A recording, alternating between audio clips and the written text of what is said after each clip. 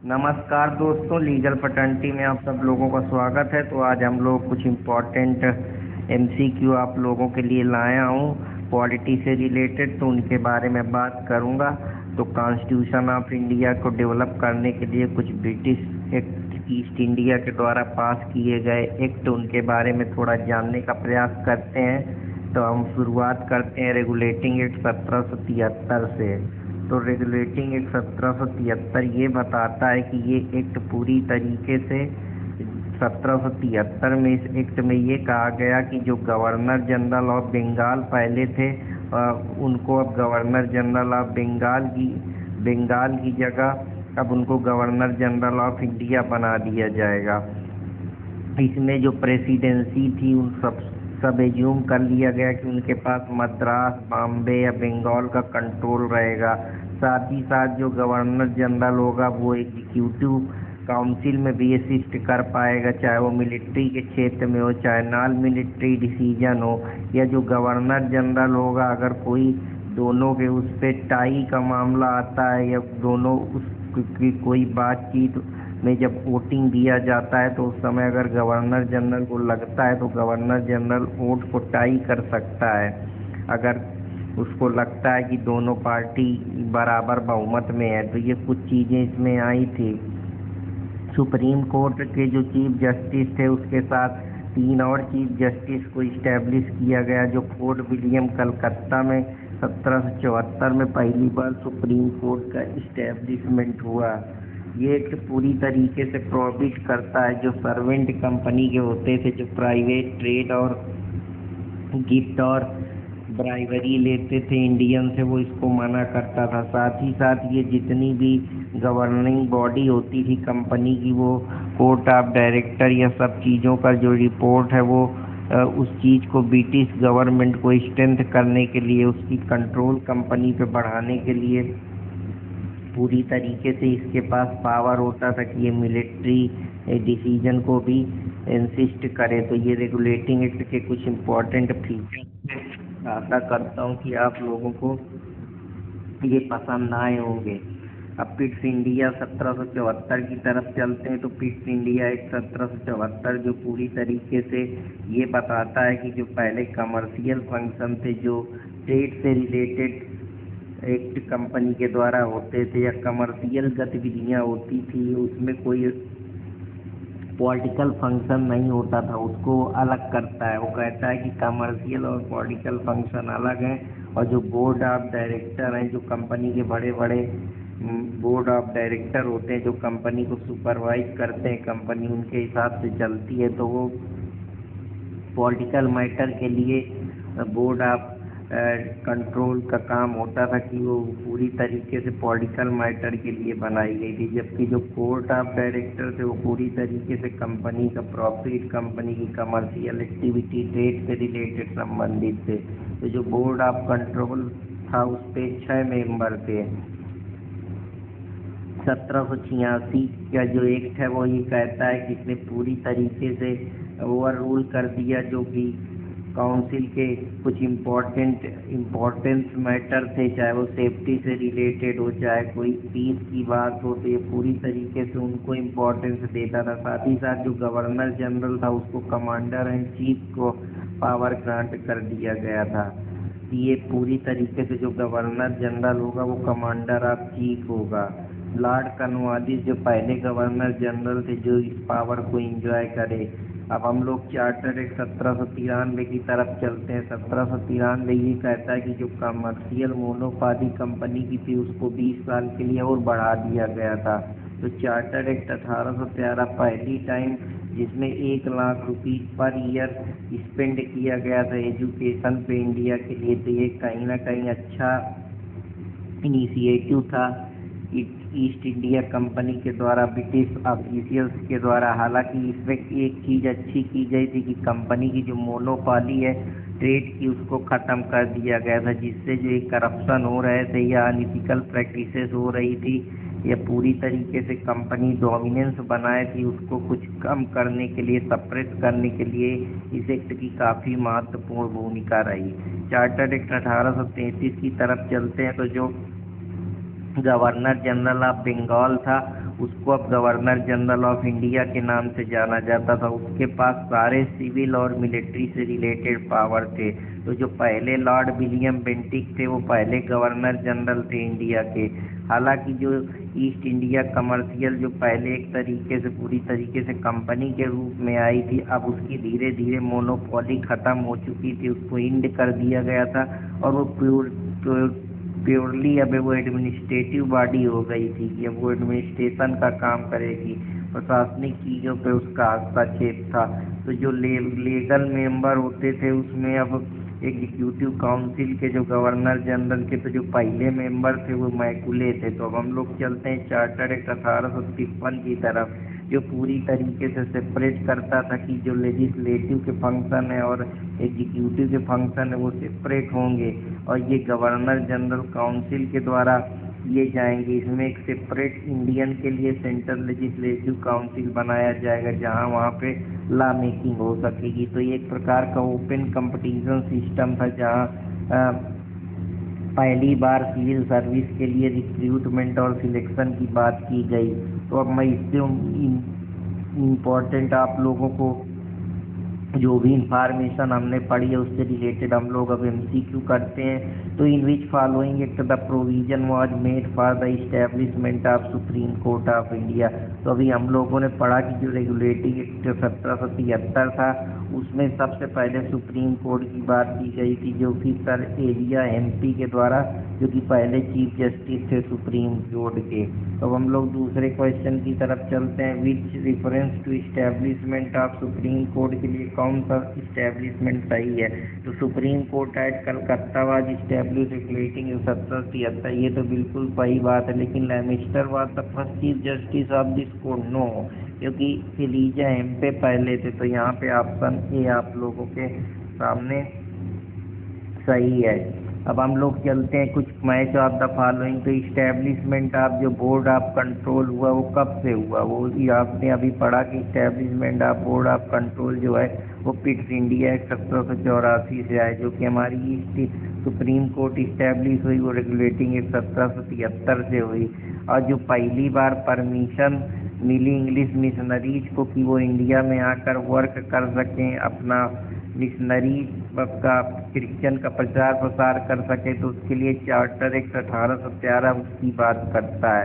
जबकि जो law member थे जिनको गवर्नर जनरल काउंसिल बनाया गया तो वो चार्टर एक्ट 1833 था। तो इसका जो राइट ऑप्शन है वो यहाँ पे आपको B को आप राइट मार्क कर सकते हैं।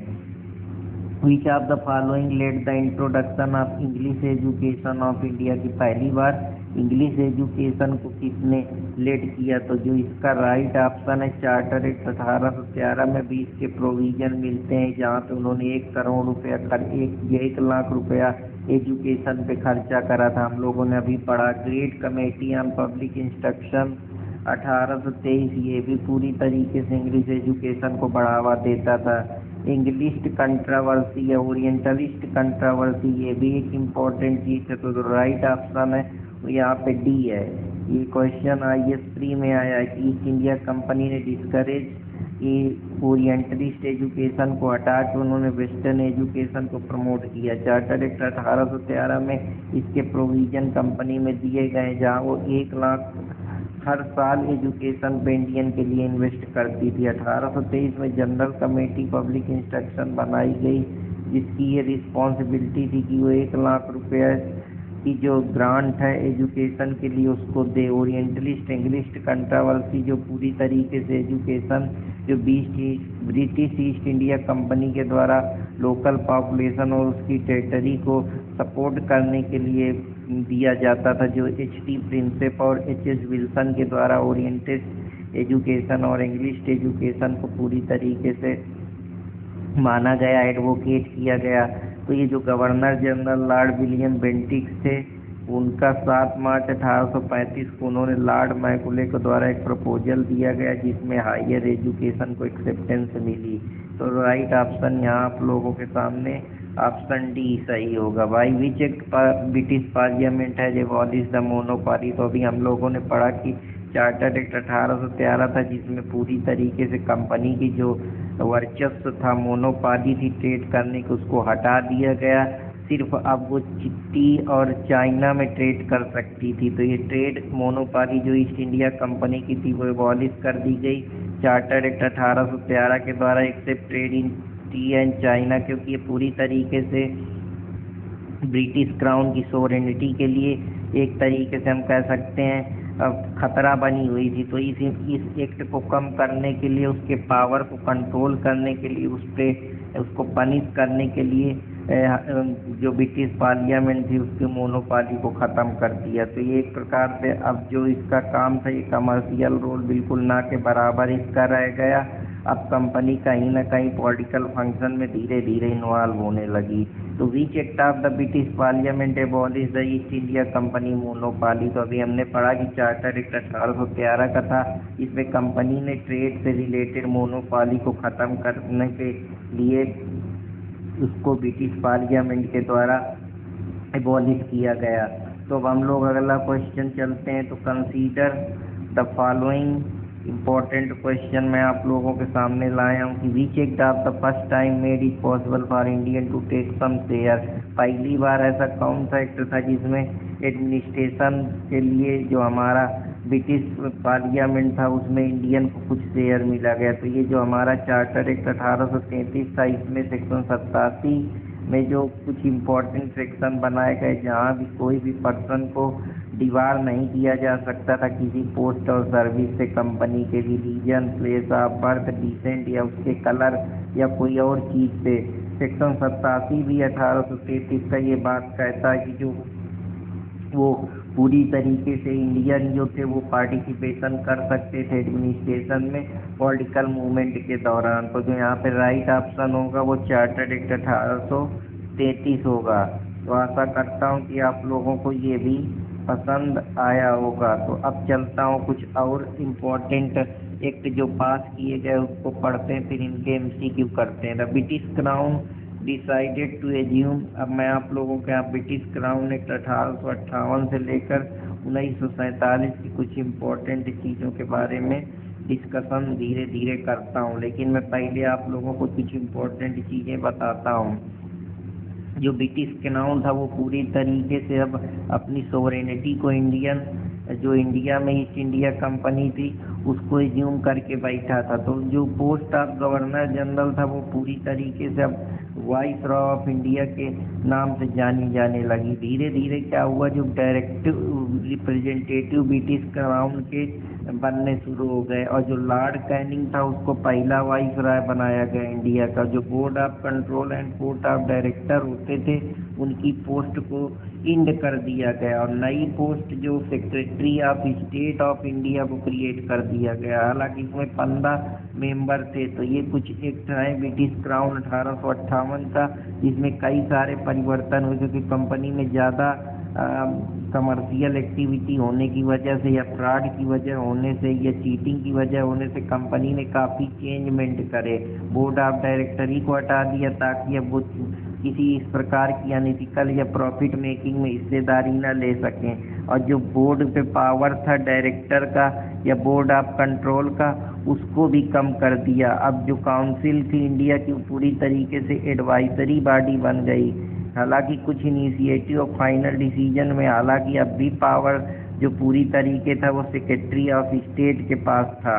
तो ये कुछ इम्पोर्टेंट चीज़ें थी जिनके बारे में मैं आप लोगों को बता रहा हूँ। इंडियन काउंसिल एक्ट 1861 जो है वो पूरी तरीके से इंडियन को पहली बार रिप्रेजेंटेशन प्रतिनिधित्व करने को मिला ताकि वो भी लॉ मेकिंग का हिस्सा बन सकें। हालांकि धीरे धीरे जो लेजिस्लेटिव पावर या मेकिंग या अमेंडिंग लॉ को था वो पूरी तरीके से कि आप लॉ बना भी सकते हैं, संशोधन भी कर सकते हैं। जो भी प्रोविंस थे, चाहे वो मद्रास का प्रोविंस हो या बॉम्बे हो, जिससे कि जो ज़्यादा से ज़्यादा पावर का डिसेंट्रलाइजेशन हो सके, मतलब पावर का विभाजन हो सके, पावर को अलग अलग जगह कर लोगों को प्रोवाइड किया जा सके, डिसेंट्रलाइज किया जा सके। तो इस वजह से ताकि मैक्सिमम लोगों को उसमें डिसीजन मेकिंग में हिस्सेदारी मिल सके। तो ये पूरी कुछ इम्पोर्टेंट चीज़ें थी। The act empower to viceroy, ताकि इसमें ये भी एक्ट जो इंडियन काउंसिल 1861 हम लोग पढ़ा है, इसमें कई सारी चीज़ें कि पहले तो इसमें लॉ मेकिंग पावर की कुछ बारी हिस्सेदारी दी गई ताकि इंडियन लोग भी इसमें अपना लॉ मेकिंग का प्रोसेस यूज कर सकें और रिप्रेजेंटेशन करें, उसका प्रतिनिधित्व कर सकें। साथ ही साथ जो मद्रास प्रोविंस था उसमें भी वो लॉ बना सकें और पावर का ज़्यादा से ज़्यादा डिसेंट्रलाइजेशन हो सके, पावर एक हाथ में ना हो के उसको मैक्सिमम लोगों को डिस्ट्रीब्यूट किया जाए। तो ये कुछ इम्पोर्टेंट चीज़ें थी। और अगर ऑर्डिनेंस भी वाइसराय इशू कर सकता था अगर उस समय कोई इमरजेंसी का केस था जहाँ पे लेकिन ये जो ऑर्डिनेंस रहेगा ये 6 महीना से ज़्यादा नहीं रहेगा। तो ये कुछ चीज़ें थी जो इंडियन काउंसिल एक्ट 1861 में आई। इंडियन काउंसिल एक्ट 1892 में जो नंबर थे नॉन ऑफिशियल मेंबर के सेंट्रल और प्रोविंस लेजिस्लेटिव काउंसिल में उनको बढ़ा दिया गया और जो ऑफिशियल मेजोरिटी को ताकि मेंटेन किया जा सके। तो ये जो इंडियन मेंबर थे उनको पहली बार क्वेश्चन पूछने का अधिकार, बजट में डिस्कशन करने का अधिकार, ये सब चीज़ें पहली बार इलेक्शन प्रिंसिपल को इंट्रोड्यूस किया गया। तो ये सारी चीज़ें थे जहाँ पे पूरी तरीके से हम कह सकते हैं कि जो पावर है लोगों की अब डिसीजन मेकिंग में हिस्सेदारी धीरे धीरे बढ़ने लगी।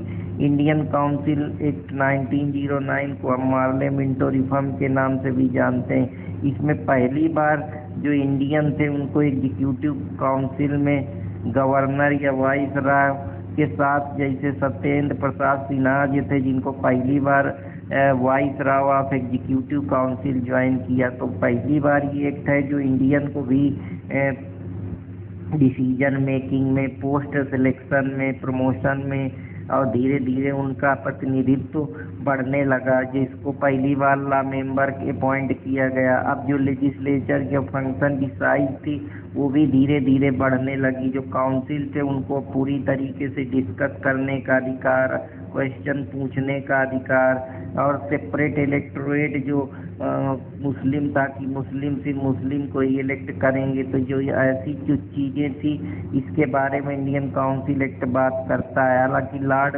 मिंटो जो कि बाद में फादर ऑफ कम्युनल इलेक्टोरेट बोला जाता है, उसके बारे में भी मैं आप लोगों से बात करूंगा। तो जो गवर्नर ऑफ इंडिया 1919 का एक्ट है उसको हम मॉर्चेंट चेम्सफोर्ड रिफॉर्म के नाम से जानते हैं। पहला एक्ट है जिसमें सीधा डायरेक्ट इलेक्शन सिस्टम आया। इसमें जो प्रिंसिपल ऑफ कम्युनल रिप्रेजेंटेशन को एक्सटेंड कर दिया गया ताकि सेपरेट इलेक्टोरेट अलग अलग लोगों को जो उनका इलेक्शन का है, ताकि Sikh, Indian, Christian, European, Anglo Indian ये सारे लोगों को सेपरेट इलेक्टोरेट मिल सके और वो अपने बहुमत का उपयोग कर सके। इसमें पहली बार बाईकैमरलिज्म सेंट्रल लेवल पे लागू हुआ, जिसमें कई सारे सब्जेक्ट बनाए गए। जैसे सेंट्रल और प्रोविंशियल सब्जेक्ट में अगर आप देखें तो इसमें जो पूरी तरीके से बाईकैमरल सेंट्रल लेजिस्लेचर था उसमें जो होल कानून बना सकता था वो ब्रिटिश इंडिया बना सकती। इसमें पहली बार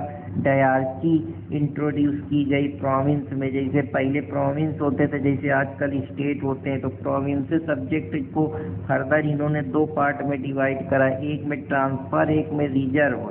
तो जो फर्स्ट टाइम रिस्पॉन्सिबल गवर्नमेंट का जो इसको हम कह सकते हैं कि एक तरीके से ये यूज की गई। तो जो एक्ट पूरी तरीके से इसमें रिजर्व और ट्रांसफ़र कुछ सब्जेक्ट बनाए गए। तो ये सारी चीज़ें इसके अंदर आई। इसमें और भी कई सारी चीज़ें हैं जो आगे चल के इसको हम कह सकते हैं कि पूरी तरीके से सेपरेट इलेक्टोरेट की बात करता था, लॉ मेकिंग में हिस्सेदारी देता था। डायरकी इंट्रोड्यूस करी जिसमें अलग अलग सब्जेक्ट है, जहाँ सेंट्रल लॉ बना सकता था, प्रोविंस लॉ बना सकता था। सेंट्रल में कुछ इम्पोर्टेंट सब्जेक्ट थे जैसे उस पर लॉ बना सकता था। तो ये सारी चीज़ें इस एक्ट के अंदर आई।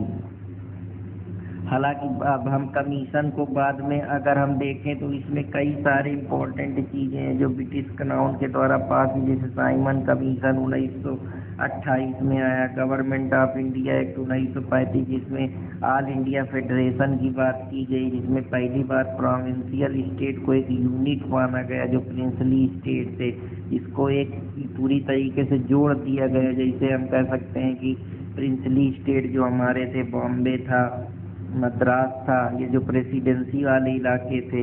इट इंट्रोड्यूस्ड डायरकी, ये पहली बार डायरकी सेंट्रल में इंट्रोड्यूस करा। डायरकी का मतलब वही कि जो लिस्टें हैं उनको अलग अलग तरीके से अलॉट कर दिया कि सेंट्रल इस पे कानून बनाएगा, प्रोविंशियल इस पे कानून बनाएगा, प्रोविंस। तो ये सारी चीज़ें हैं। इसमें पहली बार रिजर्व बैंक ऑफ इंडिया को इस्टेब्लिश किया गया, गवर्नमेंट ऑफ इंडिया एक्ट 1935। तो ये कुछ इम्पोर्टेंट चीज़ें थे जिसमें पहली बार करेंसी और क्रेडिट के बारे में कंट्री को गवर्न करने के लिए आरबीआई का गठन हुआ। तो प्रिंसिपल ऑफ कम्युनल रिप्रेजेंटेशन इसमें इसने फर्दर एक्सटेंड कर दिया और पूरी तरीके से सेपरेट इलेक्टोरेट दे दिया कि जो शेड्यूल कास्ट के वुमेन्स हैं या लेबर है उनको सेपरेट इलेक्टोरेट का अधिकार मिल गया। सेपरेट इलेक्टोरेट का मतलब है कि जो जिस कम्युनिटी का है वो उसी कम्युनिटी पे अपना वोट का प्रतिनिधित्व कर सकता है। तो ये कुछ सारी चीज़ें हैं जिसके बारे में मैं बात कर रहा हूँ। तो इसमें जो ये एक्ट है पूरी तरीके से बर्मा को सेपरेट करता है ब्रिटिश इंडिया से, और ये नए 2 प्रोविंस बनाए जिनको हम सिंध और उड़ीसा प्रोविंस के नाम से जानते हैं। ये पहली बार बाई कैमरलिज्म बनाया जिसमें 11 प्रोविंस में 6 प्रोविंस को इंट्रोड्यूस किया गया। फिर हमारा इंडियन इंडिपेंडेंस एक 1947 में आया जिसमें पूरी तरीके से इंडिया को इंडिपेंडेंट घोषित कर दिया गया और एक सोरेन नेशन मान लिया गया 15 अगस्त 1947 को। और ये पूरी तरीके से जो ऑफिस थी वाइसराय की या गवर्नर जनरल की या इन सारे को पूरी तरीके से एबॉलिश कर दिया और जो टाइटल इम्परर दिया जाता था उसको ड्रॉप कर दिया, या जो royal titles king of England को दिया जाता सब हटा के पूरी तरीके से पावर इंडिया को मिल गया और यहाँ से हम अपने को इंडिपेंडेंट महसूस करने लगे और हमारे पास पूरी तरीके से डिसीजन मेकिंग का अधिकार आ गया और हम पूरी तरीके से अपने पॉलिसी को एग्जीक्यूट करने के लिए, अपने देश को गवर्न करने के लिए हम लोग पूरी तरीके से स्वतंत्र हो गए। तो ये कुछ हिस्ट्री थी जिसके बारे में मैं आप लोगों को बता रहा था। अब हम इसी से रिलेटेड कुछ क्वेश्चन करते हैं। तो पहला क्वेश्चन आप लोगों के सामने है कि read the following state reference to council act 1861 के बारे में हम समझते हैं कि 1861 का क्या सीन रहा। 1861 में अगर हम देखें तो इसमें जो टोटल मेंबर थे एग्जीक्यूटिव गवर्नर के, उसके बारे में मैं बात कर रहा हूँ। थोड़ा माफ़ करिएगा, 2 मिनट आपसे क्षमा चाहता हूँ, उसके बाद मैं बात कर रहा हूँ। As a result of this the total member of executive council of governor general become 7। इसमें ये कहा गया कि जो गवर्नर जनरल थे वो पूरी तरीके से 7 थे। तो ऐसा तो हम लोगों ने नहीं पढ़ा था। हम लोगों ने पढ़ा था कि गवर्नर जनरल के बारे में कि बिकम 7, ये कहीं भी हम लोगों ने नहीं देखा। तो ये ऑप्शन सही नहीं है। For legislative work number of additional member could be minimum 6, ये सही है। तो जो राइट ऑप्शन है वो सेकेंड एंड थर्ड सही है, क्योंकि एडिशनल मेंबर मिनिमम 6 थे, मैक्सिमम 12 थे। कोई भी डिफ्रेंसिएशन नहीं था स्टेट और सेंट्रल सब्जेक्ट में, बिल्कुल था, हम लोगों ने पढ़ा है अभी। तो पूरी तरीके से जो राइट ऑप्शन है ये आप लोगों का सेकेंड एंड थर्ड है। तो जो इंडियन काउंसिल 1861 था वो पूरी तरीके से ट्रांसफॉर्म हो के उसको वाइसराय एग्जीक्यूटिव काउंसिल के लिए पूरी तरीके से उसमें पोर्टफोलियो सिस्टम बनाया गया। जो 5 मेंबर असाइन किए गए डिपार्टमेंट ऑफ रेवेन्यू के, फाइनेंस के, लॉ के, होम के, मिलिट्री के, उनको एग्जीक्यूटिव फंक्शन का हेड बनाया गया। 1874 में 6 मेंबर एडेड हुआ जिसको एग्जीक्यूटिव काउंसिल पर पब्लिक वर्क डिपार्टमेंट दिया गया। For legislative work number of additional member were determined to minimum 6। जो कम से कम मेंबर एडिशनल डिटरमाइन हुए मिनिमम 6 थे, मैक्सिमम 12 इस पे रखे गए। Which were the nominated by viceroy, और जो कि पूरी तरीके से वाइसराय के द्वारा नॉमिनेट होते थे। At least half of the additional member were non official. इसमें से कुछ ऐसे मेंबर थे, आधे से ज़्यादा एडिशनल मेंबर जो नॉन ऑफिशियल थे, जिनकी कोई ऑफिशियल ड्यूटी नहीं थी या कोई ऑफिशियल वर्क के लिए वो नहीं थे। इसमें कोई भी डिफ्रेंसिएशन सेंट्रल और प्रोविंस लिस्ट पे नहीं किया गया था। तो राइट ऑप्शन यहाँ पे आप लोगों का आंसर बी है। Read the following statement respect to Indian council act 1892, choose the correct option. तो ये जो इंडियन काउंसिल एक्ट 1892 है, पहली बार 20 जून 1862 को इम्प्लीमेंट किया गया। तो इसमें कई सारी चीज़ें हैं, 5 व नॉन गवर्नमेंट मेंबर, तो ये सारे नहीं थे। तो इसमें ऑप्शन जो है वो पूरी तरीके से सही नहीं है। तो इस क्वेश्चन में हम कह सकते हैं कि काफ़ी समस्याएं थी। तो इस वजह से इसमें जो हम राइट ऑप्शन नहीं लगे कि जो ये चीज़ें दी गई हैं ये कहीं ना कहीं उस पर्टिकुलर ऑप्शन को हमारे उस पे नहीं दिख रही। तो इस वजह से हम इस ऑप्शन को नहीं लेंगे। तो अब चलते हैं, ये क्वेश्चन कंट्रोवर्शियल भी रहा है, छत्तीसगढ़ पीसीएस 2021 में आया है। तो इसमें काफ़ी दिक्कतें, इस वजह से इस क्वेश्चन को हम अभी यहीं पे सस्पेंशन में रखते हैं। अगले क्वेश्चन की तरफ चलते हैं। Under which of following it legislative council of India receive the power to discuss budget. तो अभी हम लोगों ने पढ़ा कि जो हमारा इंडियन काउंसिल एक्ट 1892 था, उसने पहली बार इंडियन को यह अधिकार दिया कि वो बजट पे डिस्कस कर सकते हैं, अपना व्यू रख सकते हैं। तो इंडियन काउंसिल एक्ट 1892 को जो है वो पहली बार लेजिस्लेटिव काउंसिल में पावर दिया कि वो अपना बजट को डिस्कस कर सकते हैं। तो ये सारी चीज़ें इस एक्ट में ये भी एड्रेस किया गया कि वो क्वेश्चन एग्जीक्यूटिव से पूछ सकते हैं, लेकिन उसके उनको पहले प्रायर नोटिस 6 दिन की देनी पड़ेगी। But power to ask supplementary question were not given. Which of the following act provided the communal representation to British India. तो अभी मैं आप लोगों को बताया कि मार्ले मिंटो रिफॉर्म था जिसमें कम्युनल रिप्रेजेंटेशन की बात की गई। इसमें सबसे पहली बार सेपरेट इलेक्टोरेट या कम्युनल की जो कम्युनल है, जो अपने कम्युनिटी के लोग अपनी कम्युनिटी को ही रिप्रेजेंट करेंगे, उनका ही प्रतिनिधित्व करेंगे। जो मुस्लिम कम्युनिटी है मुस्लिम कम्युनिटी को ही वोट देगी।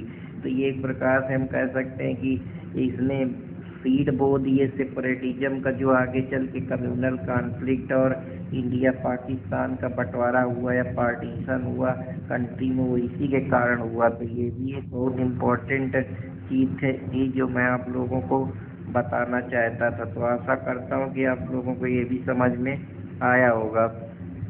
द एक्ट ऑफ 1919 हम लोगों ने बताया कि एक पूरी तरीके से सेपरेट इलेक्टोरेट की बात करता था, जिसको हम मार्ले मिंटो रिफॉर्म के नाम से भी जानते हैं। Bye which of following act was federal court of India created. तो गवर्नमेंट ऑफ इंडिया एक्ट 1935 में फेडरल कोर्ट की बात की गई थी, जहां सबसे पहली बार रिजर्व बैंक ऑफ इंडिया और बर्मा को सेपरेट किया गया था। तो इसमें हालांकि ऑप्शन नहीं है, तो हम यहाँ पे नहीं पढ़ पाएंगे। फेडरल कोर्ट जो इंडिया में है वो 1937 में इस्टेब्लिश हुआ था। तो इसमें पूछा गया under federal court of India was establish which of following year. तो 1937 में पहली बार फेडरल कोर्ट इस्टेब्लिश हुआ था। अंडर विच ऑफ फॉलोइंग एक डायरकी वाज इंट्रोड्यूस। तो 1919 के जिसको मॉन्टेज चेम्सफोर्ड रिफॉर्म के नाम से भी जानते, जहाँ हमने लोगों ने रीजन लिस्ट के बारे में दिखा, सेंट्रल लिस्ट, प्रोविंशियल लिस्ट के बारे में, जिसको हम डायरकी की बात करते हैं, जो सेंट्रल लेवल पे इंट्रोड्यूस हुआ। प्रोविंशियल डायरकी की भी बात करते हैं, जहाँ पे पूरी तरीके से जो सेंट्रल सब्जेक्ट है उसको डिवाइड कर दिया गया रिजर्व ट्रांसफर सब्जेक्ट में। गवर्नमेंट ऑफ इंडिया एक्ट 1935 जो है वो पूरी तरीके से फेडरेशन, ऑल इंडिया फेडरेशन की बात करता है, जहाँ पे पूरी तरीके से प्रोविंस और प्रिंसली स्टेट को ये कंप्राइज करता है। इसमें कुछ और भी इम्पोर्टेंट चीज़ें, इसमें जो सुप्रीमेसी है ब्रिटिश पार्लियामेंट की वो रिमेन जो गवर्नमेंट ऑफ इंडिया एक्ट के पास थी। इसमें बर्मा को सेपरेट कर दिया गया था इंडिया से 1 अप्रैल 1937 को। गवर्नमेंट ऑफ इंडिया एक्ट 1935 में पूरी तरीके से अबॉलिश कर दिया जो सेक्रेटरी ऑफ स्टेट का काउंसिल था, जो 1858 में क्रिएट हुआ था। पहली बार फेडरल कोर्ट ऑफ इंडिया को इस्टेब्लिश किया गया 1 अक्टूबर 1937 को सर मॉइस गेवर के द्वारा, जो पहले चीफ जस्टिस थे। सेंट्रल बैंक फेडरल बैंक को इस्टेब्लिश किया, जिसको आगे बाद में वो चल के रिजर्व बैंक ऑफ इंडिया कहलाई। तो ये कुछ इम्पोर्टेंट चीज़ें थी जो गवर्नमेंट ऑफ इंडिया एक्ट 1935 के कुछ इम्पोर्टेंट फीचर थे। विच of the following act was dyarchy system was introduce in central level.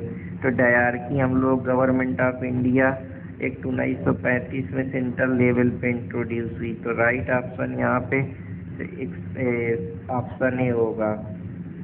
Which of the following are the principal feature of government of India act 1919। जो introduction हुआ डायरची का, उसमें executive government जो province थी उसके बारे में ये बात करता है। तो ये तो पहला तो सही है। दूसरा जो है इसमें गवर्नमेंट ऑफ इंडिया एक्ट में ये हुआ कि separate communal electorate for Muslim की बात करता है। तो ये कहीं पे नहीं दिया, क्योंकि 1919 पूरी तरीके से डिवैल्यूएशन ऑफ लेजिस्लेटिव पावर की बात करता है। जो अथॉरिटी थी वो सेंट्रल को पावर ज़्यादा जाता है। तो इसका जो राइट ऑप्शन है वो 1 और 3 है, क्योंकि गवर्नमेंट ऑफ इंडिया एक्ट जो ब्रिटिश पार्लियामेंट के द्वारा पास हुआ था उसको पूरी तरीके से रिफॉर्म करने के लिए जो सेक्रेटरी ऑफ स्टेट था उसको, जिसको एडविन मॉन्टेज और वाइस लॉर्ड चेम्सफोर्ड के रिफॉर्म के नाम से भी जाना जाता है। इसमें ड्यूअल फॉर्म ऑफ गवर्नमेंट को इंट्रोड्यूस किया गया था प्रोविंस में, जिसको डायरची बोलते थे, जहाँ जो लिस्टें बनाई गई थी, एक सेंट्रल लिस्ट थी जिसको रिजर्व कर दिया गया था, एक ट्रांसफर रिजर्व थी जहाँ पे एडमिनिस्ट्रेशन प्रशासन को 2 कैटेगरी में डाला गया था कि 2 फॉर्म ऑफ गवर्नमेंट चाहिए प्रोविंस को चलाने के लिए, सेंटर बस नहीं। मतलब इसमें एक तरीके से डिसेंट्रलाइजेशन ऑफ पावर की ही बात की गई थी। तो जो राइट ऑप्शन है वो सी है। तो आशा करता हूँ कि आप लोगों को ये भी पसंद आया होगा। तो अब चलते हैं कुछ और इम्पोर्टेंट क्वेश्चन की तरफ जो आप लोगों के लिए लाया हूँ। In the constant of Indian history the principle of डायरची।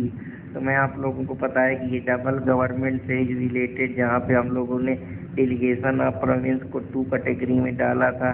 डायरची का मतलब होता है डबल रूल, जो कि पूरी तरीके से डिवीजन की बात करता है। तो उसमें हम लोगों ने अलग अलग सब्जेक्ट रिजर्व और ट्रांसफ़र कैटेगरी देखी थी, जिसमें इम्पोर्टेंट जो सब्जेक्ट थे उनको रिजर्व सब्जेक्ट के नाम से जाना जाता था, जैसे पुलिस है, जेल है, जस्टिस है, फाइनेंस है, इरिगेशन है, जो पूरी तरीके से गवर्नर और उसके एग्जीक्यूटिव काउंसिल के द्वारा गवर्न किए जाते थे।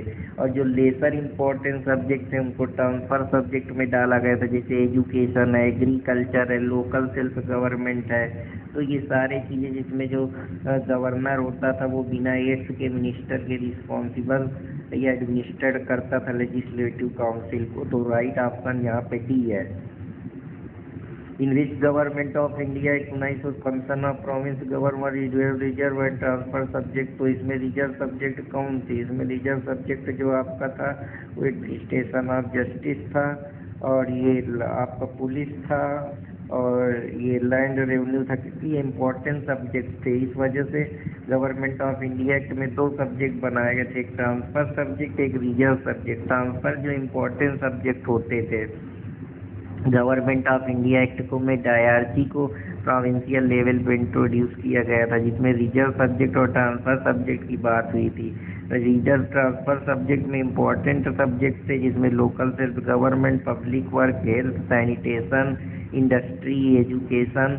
और जो सब्जेक्ट रिजर्व में रखे गए थे कि हाँ रिजर्व हैं, ज़्यादा इम्पोर्टेंस इसकी नहीं है, जैसे जुडिशियल एडमिनिस्ट्रेशन हो गया, press, land revenue, forest, water, labour dispute settlement, agriculture loan, police, prison.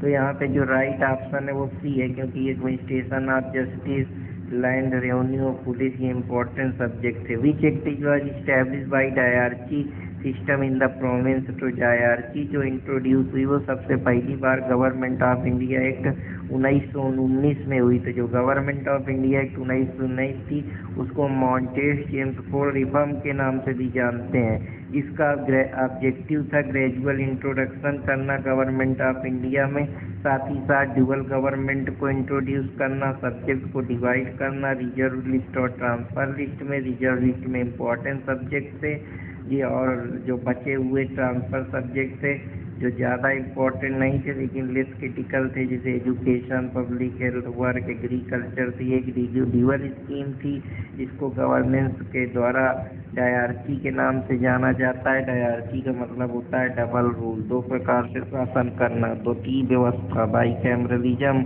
इसमें पहली बार इंट्रोड्यूस हुआ था। तो अब हम लोग अगले क्वेश्चन की तरफ चलते हैं। तो Indian legislature was made by cameral. तो जो फर्स्ट बार इंडियन लेजिस्लेचर को बाय कैमरल जिसके लिए बनाया गया वो था गवर्नमेंट ऑफ इंडिया एक्ट 1919, जिसको हम लोग अभी बताए आपको कि इसको माउंटेन चेम्सफोर्ड रिफॉर्म के नाम से भी जाना जाता है। तो चलते हैं हम लोग अगले क्वेश्चन की तरफ। विच of the following act introduce by cameral legislature है सेंटर की? कौन सा एक्ट था जो बाई कैमरल लेजिस्लेटर सेंटर में इंट्रोड्यूस करता था? तो 1919 का एक्ट था, जिसको हम माउंटेन चेम्सफोर्ड रिफॉर्म के नाम से जानते हैं, जो डुअल शासन की बात करता है। तो राइट ऑप्शन यहाँ पे सी है। Consider the following statement. The mountain Chelmsford reform 1919 को पहली बार इसने वोटिंग राइट सारी वुमेन को दिया, तो इसमें कहीं बात नहीं की गई है। तो जो गवर्नमेंट ऑफ इंडिया एक्ट 1935 है उसने रिजर्व लिस्ट को सीट जो है वुमेन के लिए लेजिस्लेचर में रिजर्व करी। तो राइट ऑप्शन 2 यहाँ पे सही है, क्योंकि 1918 में ब्रिटिश को पूरी तरीके से ब्रिटेन ने लिमिटेड सफरेज वुमेन को ग्रांट करा था, लेकिन लॉ जो पूरी तरीके से ब्रिटिश सिटीजन के लिए अदर पार्ट ट्राइब पे नहीं अप्लाई होता था, क्योंकि ऑल इंडिया वुमेन डिस्प्यूट जो था वो Sarojini Naidu, Edward Simon Montez and secretary of state ने को पूरी तरीके से इग्नोर कर दिया था। माउंटेन चेम्सफोर्ड रिफॉर्म में वुमेन को कोई राइट नहीं ग्रांट किए गए थे वोटिंग में, और ना ही उनको कोई राइट था कि वो पूरी तरीके से इलेक्शन में स्टैंड हो सके, खड़ी हो सके। तो जो गवर्नमेंट ऑफ इंडिया एक्ट 1919 है वो प्रोविंशियल काउंसिल को डिटरमाइन करने के लिए लागू करा कि अगर वुमेन भी वोट देंगी तो उनकी जो गरीबी है, स्टैंड पुअर्टी है, इनकम है, एजुकेशन लेवल है, उसमें उनको मदद मिलेगी। तो जो पहला ऑप्शन है वो तो पूरी तरीके से आप गलत है। तो इस वजह से हम सेकंड ऑप्शन की तरफ ही जाएंगे, जो 1935 में वुमेन को रिजर्व करता है सीट लेजिस्लेचर में। तो राइट ऑप्शन यहाँ पे बी होगा। With which reference to Indian civil service which of the following statement of correct? तो जो गवर्नमेंट ऑफ इंडिया एक्ट 1919 है वो separate examination Indian civil service के लिए कराता था। तो अगर ये देखा जाए तो बिल्कुल कराता था। तो यहाँ पे दोनों स्टेटमेंट करेक्ट है, क्योंकि जो इंडियन सिविल सर्विस 1941 का होता था उसमें परसेंटेज जो इंडियंस का था वो ज़्यादा था एज कम्पेयर टू यूरोपियन। बिल्कुल सही बात है, क्योंकि जो लॉर्ड मैकुले ने जब सिलेक्शन रिपोर्ट कमेटी बनाई, ब्रिटिश पार्लियामेंट के द्वारा रिपोर्ट भेजी, तो उसमें जो सिविल सिलेक्शन होते थे सिविल सर्विस में वो मेरिट बेस्ड पे होते थे, जो कि 1854 में इंट्रोड्यूस किया गया। जो पर्पस था सिविल सर्विस कमीशन का वो पूरी तरीके से कम्पिटिटिव एग्जामिनेशन कराते थे, जो कि लंदन में होता था। और गवर्नमेंट ऑफ इंडिया 1919 में पूरी तरीके से separate examination Indian civil service के लिए उसके प्रोविज़न दिए थे कि कंडक्ट होगा, जो कि पूरी तरीके से पहले ये जो होता था 1922 में स्टार्ट हुआ इलाहाबाद में, इसके बाद दिल्ली में 1941 में इंडियन सिविल सर्विस में जो परसेंटेज था इंडियंस का वो बढ़ गया एज कम्पेयर टू यूरोपियन। तो the right option is here is both A and B. The option C is correct. By which of the following act the system of chamber of princes with 120 member was created? तो जो chamber of princess के 120 member create किए गए वो mountain Chelmsford reform 1919 में इसका प्रावधान था। 1919 में system of chamber of princess जिसमें 120 मेंबर क्रिएट किए गए, और जो चैम्बर ऑफ प्रिंसेस था वो किंग एम्परर जॉर्ज के द्वारा इस्टेब्लिश किया गया, जिसका उद्घोषणा 23 दिसंबर 1919 को गवर्नमेंट ऑफ इंडिया एक्ट 1919 ने इस पर रॉयल एसेंट दिया, और चैम्बर फॉर्म हुआ। पूरी तरीके से एक फोरम बनाया गया जिसमें जितने भी रूलर होंगे प्रिंसली स्टेट के इंडिया के, वो पूरी तरीके से अपने कॉलोनिकल गवर्नमेंट के खिलाफ अपनी नीड्स के लिए, एस्पायरेशन के लिए आवाज़ उठाएंगे। तो ये कुछ इम्पोर्टेंट चीज़ें थी, इसके बारे में मैं आप लोगों को बताना चाहता था। तो आशा करता हूँ कि आप लोगों को ये भी समझ में आया होगा।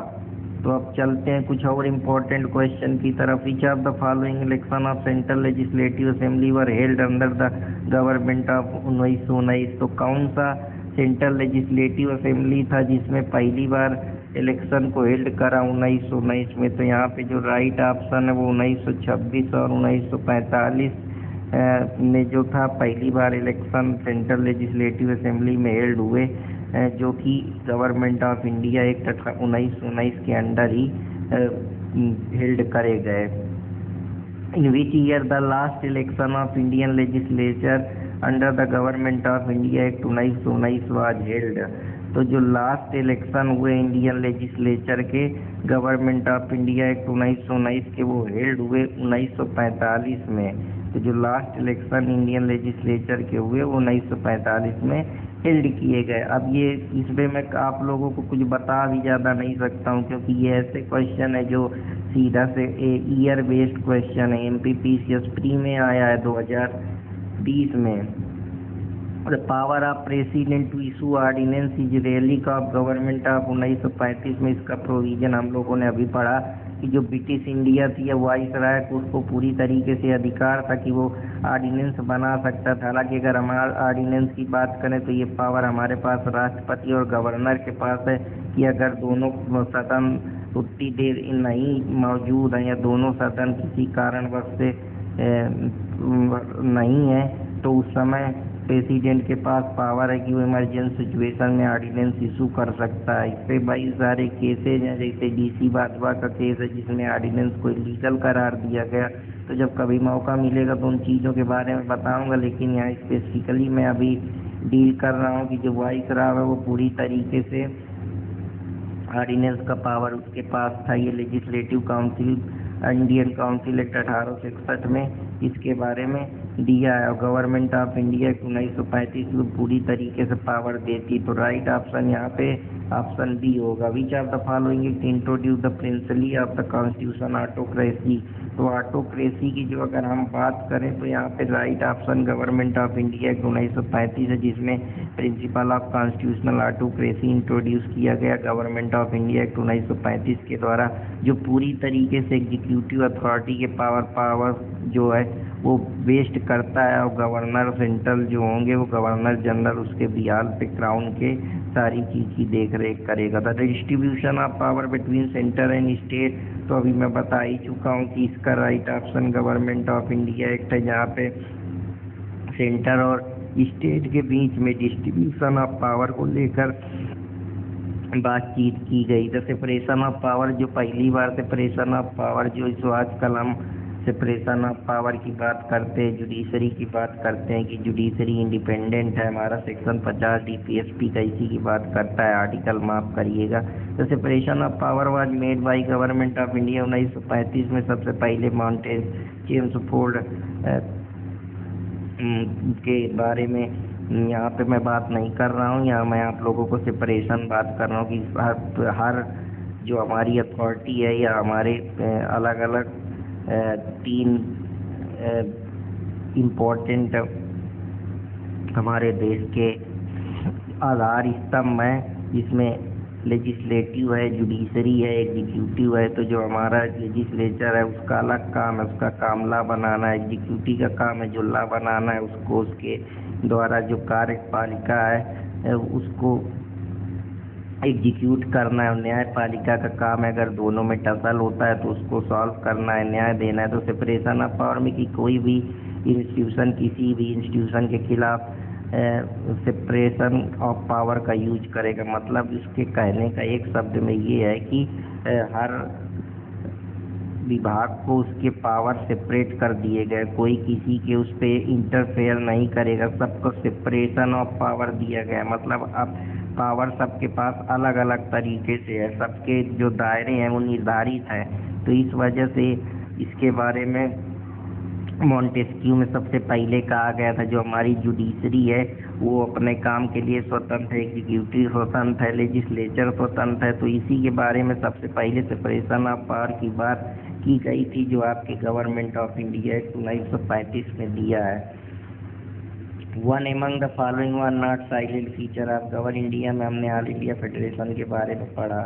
प्रोविंशियल ऑटोनॉमी की भी बात करता है, डायरची को एबॉलिश करने की भी बात करता है प्रोविंशियल लेवल में, और सेंट्रल लेवल में इंट्रोड्यूस करने की बात करता है। तो जो राइट ऑप्शन है यहाँ पे वो बी है, क्योंकि ये रिसीवडरी सब्जेक्ट की बात नहीं करता, क्योंकि रिसीवडरी सब्जेक्ट तो हम गवर्नमेंट ऑफ इंडिया एक्ट 1919 में पढ़ के आए हैं, जो पूरी तरीके से डायरची की बात करता है, जो कि पूरी तरीके से माउंटेन चेन स्पोर्ट का है, जबकि हमको यहाँ पे गवर्नमेंट ऑफ इंडिया एक्ट 1935 के फीचर बताने हैं। तो राइट ऑप्शन यहाँ पे बी होगा, क्योंकि हमसे नाट पूछा है। Which are the following introduce the provincial autonomy British India. तो प्रोविंशियल ऑटोनॉमी की बात कौन करता है उसके बारे में हम बात कर लेते हैं। तो ये गवर्नमेंट ऑफ इंडिया एक्ट 1935 है, जिसमें प्रोविंशियल ऑटोनॉमी को इनिशियली इंट्रोड्यूस किया गया था, जहाँ पे सेंट्रल जो पूरी तरीके से सेंट्रल के पास कंट्रोल होगा प्रोविंसेस के लिए लेकर उनके सेपरेशन और प्रोविंशियल सब्जेक्ट को लेकर, साथ ही साथ जो पूरी तरीके से